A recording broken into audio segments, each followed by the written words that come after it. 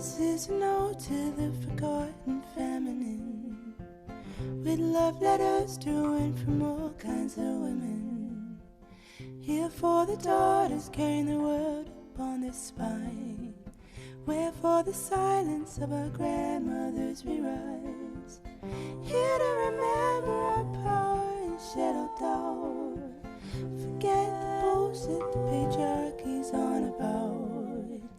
This is an ode to the forgotten feminine, with love letters to and from all kinds of women.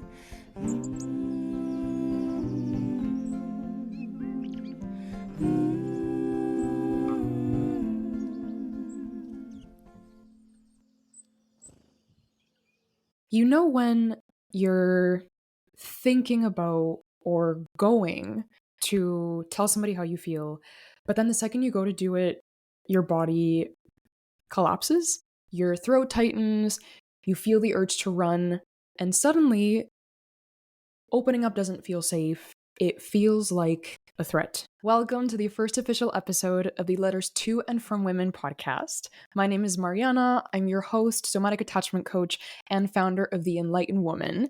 And I'm excited because today's conversation just feels especially important and dear to me because vulnerability isn't only something I love talking about, it's something that I love encouraging and teaching women how to do better, because not only does it determine the quality of our personal relationships, it completely influences the ever-evolving depth of connection that we have with ourselves as well. Vulnerability is such an intricate and intimate thing to navigate because every time we engage with vulnerability, it rattles some very competing, contradicting, and painful parts of our identity and asks us to see beyond all of it. I know for me personally, when I first started learning about vulnerability from experts like Brené Brown, I was like, oh, this is so cute. I can do this. I feel like an open book. I know I can talk about my past and how I feel, and it sounds real sweet in practice. But the more that I've engaged with it in my relationships, particularly my romantic relationships, I've learned that vulnerability is actually a lot more difficult because it's not something passive. It's a conscious choice on our part. It's a conscious decision to own the truth of your experience and be witnessed in the imperfection that you arrive to that experience with. I'm going to say that one more time. Vulnerability is a conscious decision to own the truth of your experience and be witnessed in the imperfection that you arrive to your experiences with. It's a choice that we make for ourselves, and it's also a choice that we make as an ode and surrender to the people we love and to the sanctuary that is our relationships. And I want to tell you a bit about what my journey has been like with vulnerability, and it feels like the right way to do so with a story that happened recently in my life. So, my partner, Reese, who you'll likely be hearing about a lot on this podcast, we've been together for just over a year. And last month, for our 1 year anniversary, we went to a really small town on Vancouver Island because we love the island. I went to school for 5 years there. I run back there whenever I get the chance. And it just felt like the right thing to do to get away and just be in nature for this very fun and sacred time. I had chosen the place, I had chosen the Airbnb, I'd made us his whole itinerary so that he could see the island in a way he's never seen it before. And so we go to this small town, and let's just say it was not what I had hoped it would live up to. It was like one thing after another. We went there on the weekend, and on the Sunday we were there, everything was closed. There was really nothing to do. The weather was very icky, so we couldn't go outside too much. And because I had unknowingly walked into this experience with all these expectations of how I wanted to go and how I wanted it to leave a lasting impression on him and the feeling that I wanted to have all throughout the experience, every time I perceived that something was not up to that standard, which nobody put on me but myself, I was having a meltdown inside. And I kept compensating for feeling guilty about the fact that I had to live up to the standard by trying to quickly figure out other things to do on the fly and apologizing, even though he was telling me that he was having a great time and we could just go with the flow. When I look back on that, really everything was fine, but I was triggered by the part inside me that was afraid to be seen as stupid and incapable. And I kept noticing that even when he would tell me that everything was fine and he was totally fine to just do what came up on the fly, there was a voice in my head that would counteract that and say, I don't believe him. He's probably lying just to be nice. And I kept reinforcing that very pressure for perfection on myself, to the degree that on the last day of our trip, we were going to the ferry to come back home. And because I didn't read the ticket properly for our reservation, I Google Maps us to the wrong ferry terminal. So we get to the ferry terminal, and the lady at the counter is like, "You're at the wrong one. People do this all the time. Just take a 20-minute drive, plug this one into your GPS, and you'll get there no problem." So we turn around, and my boyfriend's having a giggle because I often take us on detour because I'm not paying attention to the map. I start to yap. And next thing you know, even though everything was fine and we were going to get to the other ferry in time, I break down crying. Because that was it. It was like, now you've seen how dumb I am. Now you've seen how incapable I am. I just inconvenienced us.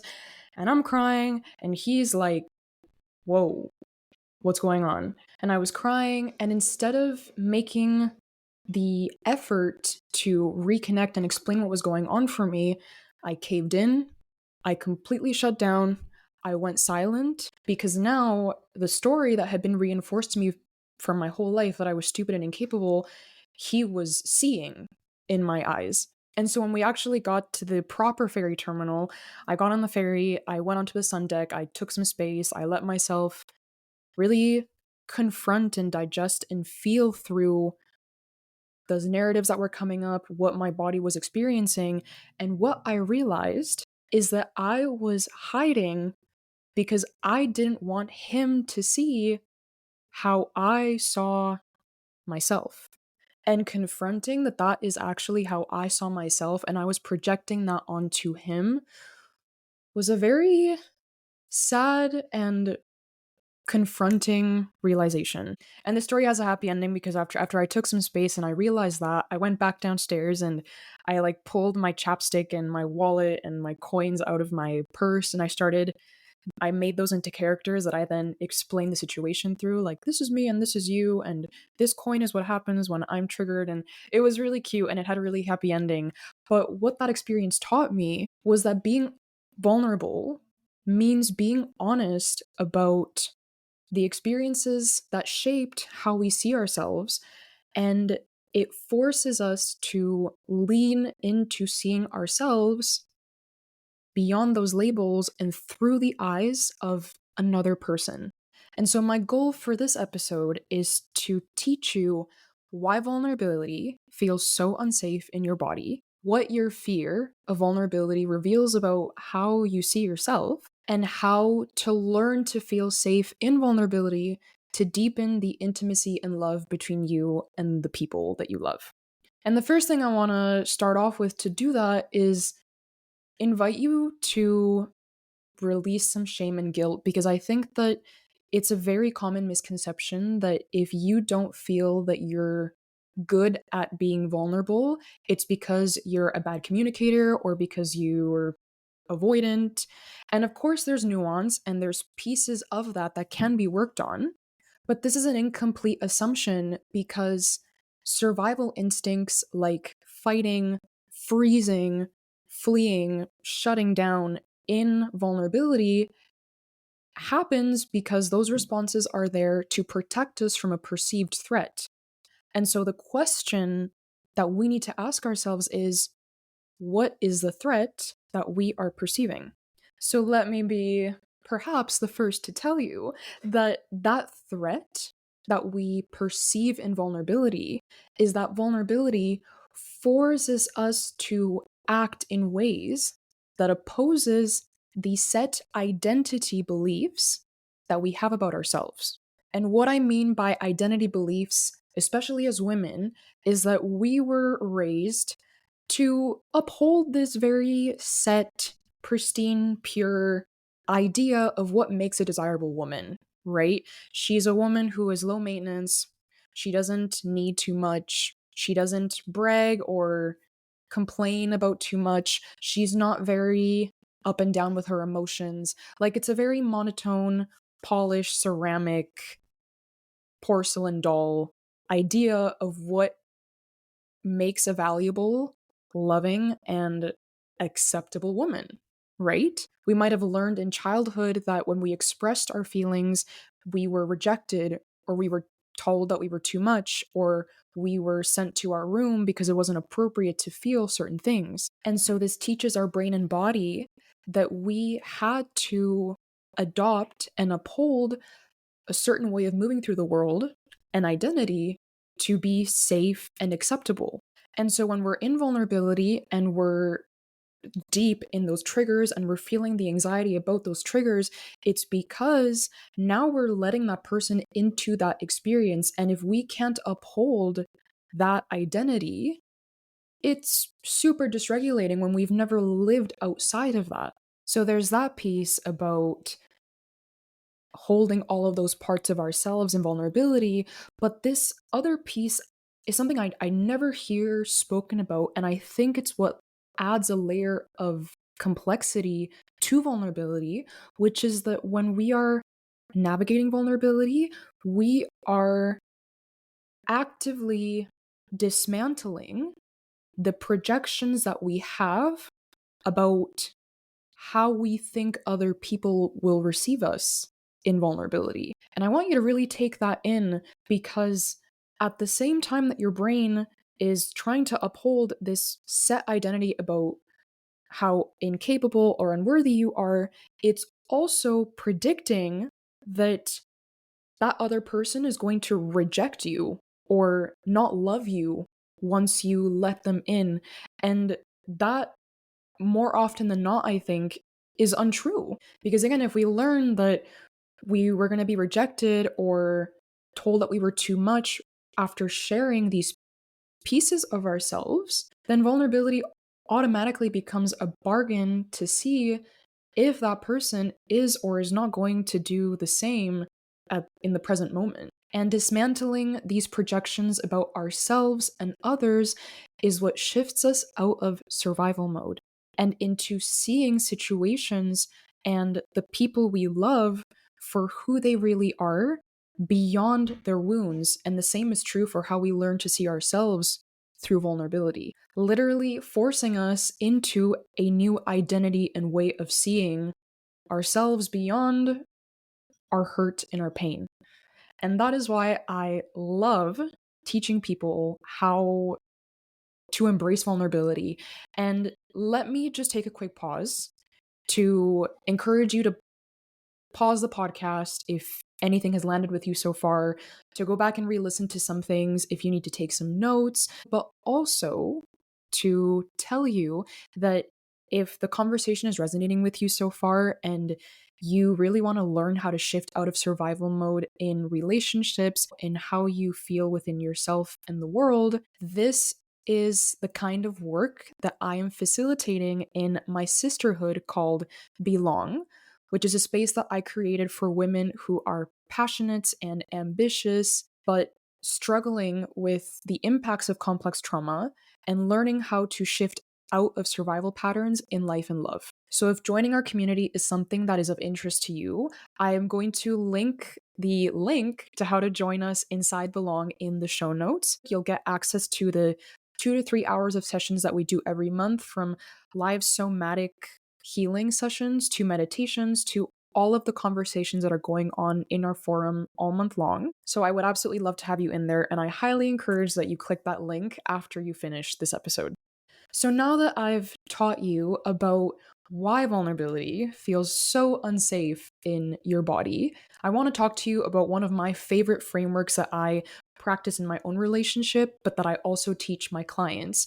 And my hope is that you go into this exercise with the understanding that when we're practicing sitting in vulnerability, it is about increasing our capacity to hold our wounds and see past them as they're triggering us. Because what tends to happen in those vulnerable conversations is that we're having all of these things from our past come up about why vulnerability wasn't safe, and we're seeing the some of the darkest shadow parts of ourselves come out and scream at us about how unworthy or unlovable we are. But when we learn to stay grounded in the midst of all of that chaos and have a North Star that can guide us out of that very thick fog, because it really feels like that sometimes, you're able to create a space for those emotions to kind of get aired out and lose the grip that they have on how you show up to situations and how you give trust to the person that you're in dialogue with. So, the framework that I want to introduce you to is my "this is what's here, but" exercise. So, the next time that you go into a vulnerable conversation, this is the exact script that I want you to use. I want you to say, "This is what's coming up for me right now." And then you'll name, "I really want to run," or "I really want to shut down," whatever that blank is for you. And then you're going to say, "But I really want to," and then state your desired outcome for that conversation. "But I really want to understand you better. I really want to learn to see past these triggers to feel more connected to you."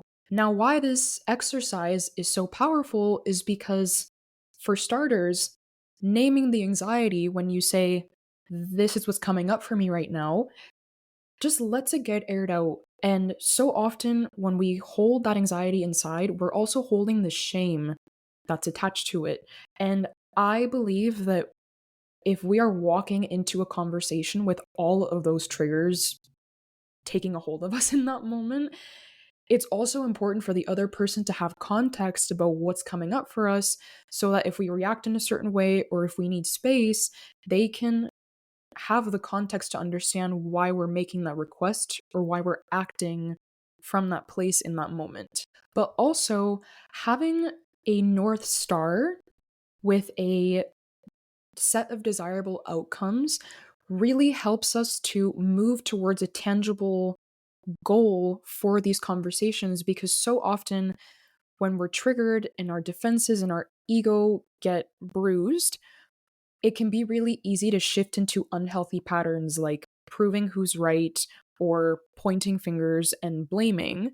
And so having that predetermined set of outcomes not only becomes a guiding post for your emotions, but it also lets that person know what your intentions are for that conversation. And it helps them feel grounded in knowing that what you really want is to connect with them and to problem solve.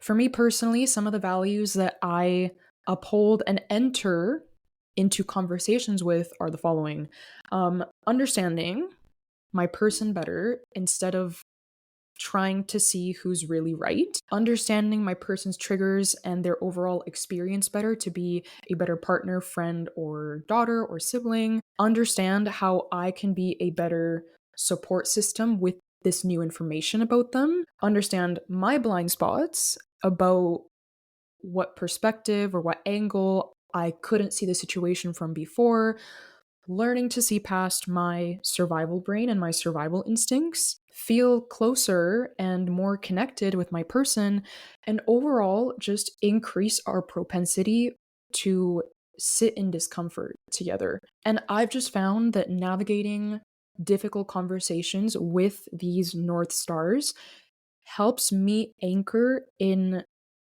the love and the choice that we are both making to choose vulnerability and to choose it to see each other better and to get past these issues that a lot of the time don't end up being that deep. It's just that our wounds make them feel a lot deeper than they actually are.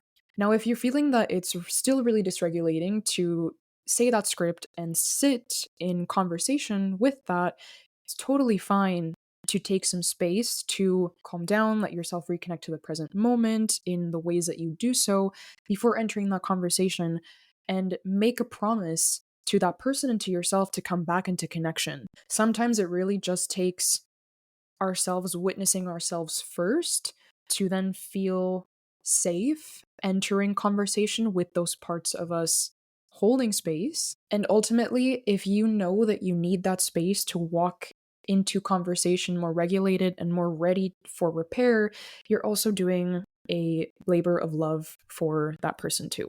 Now, if you're out for a walk or you have the capacity to pause the episode here, I want you to invite yourself to think about the last time you were in a situation where those wounds came up for you and you shut down and vulnerability felt really scary.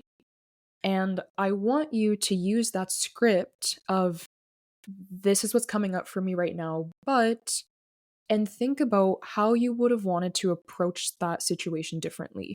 And if you can't pause the episode right now, I want to invite you to leave it as an exercise for later. Because I think that even though we can't amend the past, going back and reflecting on how we actually would have wanted to show up creates better outcomes for the future. That is all I have for you today. My hope is that you walked out of this conversation with a lot more information about why vulnerability can feel so scary. And hopefully, it reduced a lot of the shame and guilt that you might have about how you show up in moments of vulnerability. And I just hope that you feel inspired by the capacity that vulnerability has to help you see outside of survival mode and the power that it has on creating more intimacy and love in your intimate relationships. Remember, you're not too broken or too much. You're just learning to discover yourself and others outside of what you've been taught keeps you safe. And shifting out of the focus of surviving and into the focus of being authentic is one of the most profound journeys that we can take as human beings.